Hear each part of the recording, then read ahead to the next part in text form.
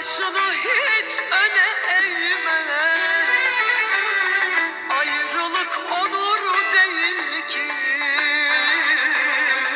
benim için üzülme.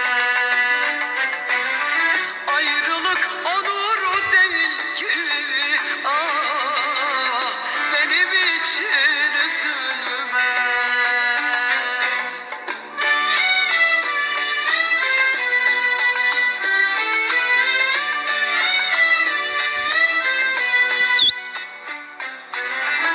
Bundan sonra adını 40 yılda bir anarım.